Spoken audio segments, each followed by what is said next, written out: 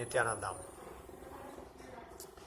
So today I'm going to talk about a news article that I read a few days ago. It was titled "Mauritius Bets on Gurukul System of Education." When I read the article in depth, it mentioned that the country of Mauritius had signed, in fact, the High Commissioner of Mauritius had signed a tie-up with Nithyananda Sangha, which is a spiritual organization headed by Swami Nithyananda and his disciples, to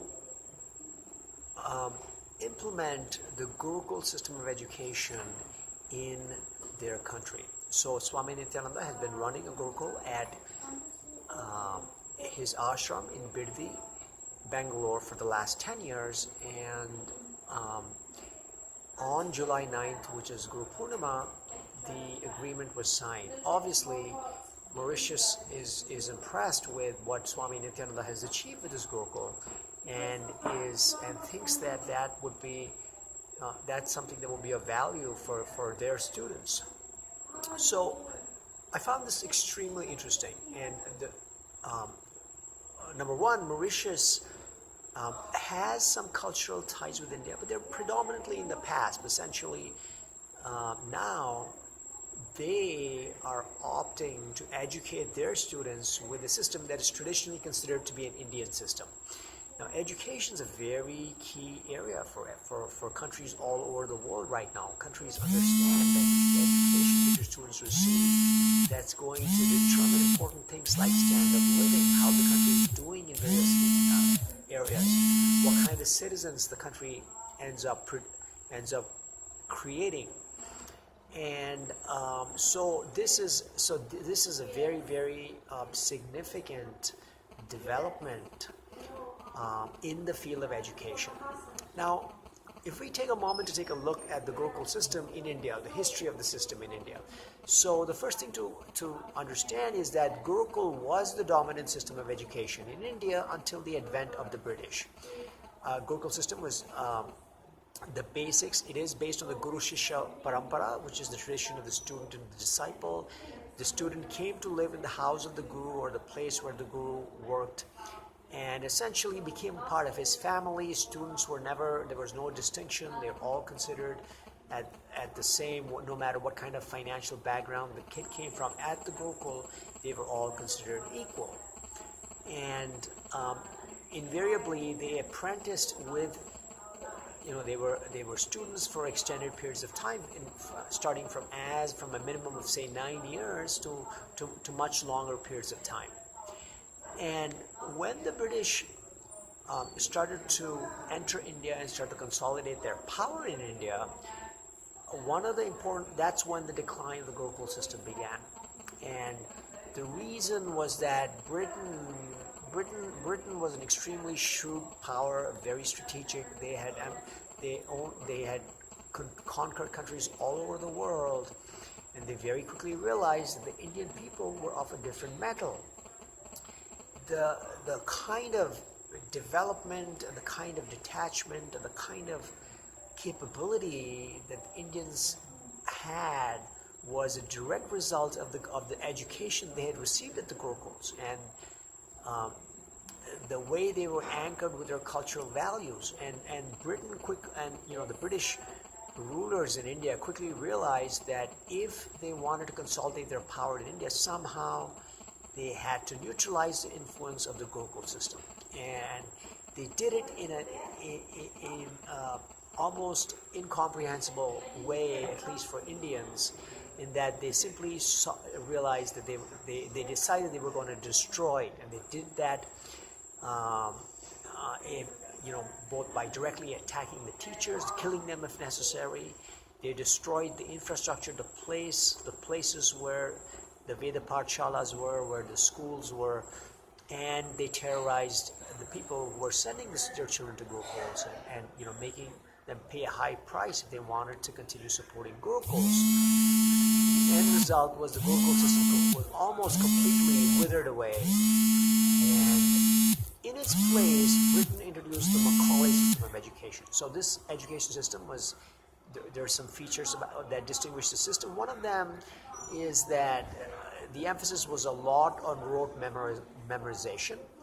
The quality of education at the schools in the Macaulay system were very low. The reason was the system tried to ensure that the weakest link or the weakest students were the ones that would be able to make it. As a result, the bright minds were not supported, and it resulted in a dumbing down of the education that was offered through these schools. And the third important consideration is that the British really wanted to have a large supply of workers and clerks, and the system was designed to produce these people, and essentially the system just churned out Indians who were workers and clerks. Now the tragedy for India is that even after independence, no significant attempt was made to revise the education system. So essentially, even today, what we have is just a more contemporary version of Macaulay's system. And in Indian schools in India today continue to produce workers and clerks. Coming back to the Nithyananda Sangha's Gurukul in Birdi, this is a school where the children are studying at many grades beyond what is normal for their age in the outside world. So obviously these students have the capacity to master material that is considered very advanced for their age.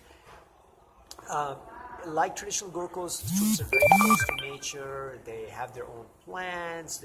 Students have rose plants that don't have thorns because they're able to communicate with the plant and ensure and guarantee the plant or reassure the plant that it's safe with them, so it doesn't need its thorns and the plant sheds its thorns. Students perform homas. When they do the Rudra Homa, invariably once the Homa is done, there's a shower. That's nature responding to the Homa of the child. And so the children have this intimate relationship with nature. And of late, since Swami Nithyananda has emphasized on power manifestation, these are mystical powers that come from the Vedic Agamic tradition of Sanatana Hindu Dharma. The students, based on the initiation they've received from Swami Nithyananda, are manifesting an awakened third eye powers like body scanning, where they're able to diagnose a person's body, his health and mental, both physical and mental, just by looking at the person, as well as suggesting remedies for healing. They've also manifesting powers of length, breadth, depth, of materialization, where they can materialize objects seemingly out of nowhere. And they're also able to access and read the Akashic records. So just really demonstrating a level of skill, of understanding much beyond what science considers possible. And and the other important thing to understand about the Gurukul system, as practiced as experienced in the Nithyananda Sangha's Gurukuls, is the fact that the system is focused on the strongest link. So essentially it's inspiring students to go much beyond their best, and so no matter where the student is in terms of talent or ability, it just elevates the student to excel in something beyond what he's achieved so far. So it'll be very interesting to see how this tie-up with Mauritius proceeds, and how the system fares once it's established in Mauritius. In India, on the other hand, India has contemporary India at least seems to have this habit that they don't really take to something that's traditional unless it's actually endorsed by countries overseas, especially the West. Take yoga, for example. I mean, yoga is extremely popular in the West. I mean, Westerners have taken to yoga in extremely large numbers, and now that yoga is having a resurgence of popularity in the West, Indians are taking to yoga because the West has endorsed yoga. So, and it'll be interesting to see if the Gurukul system will need to take off overseas before Indians realize, oh my God, this, we we should probably be looking at this. and you won't see these long lines and hear these stories of hefty donations to English medium schools in India. So with that, I throw these up for your, this news. This is very exciting news, obviously, for Nithyananda Sangha, and I think this is a very interesting experiment that Mauritius is venturing into. With that, I wish you Nithyananda.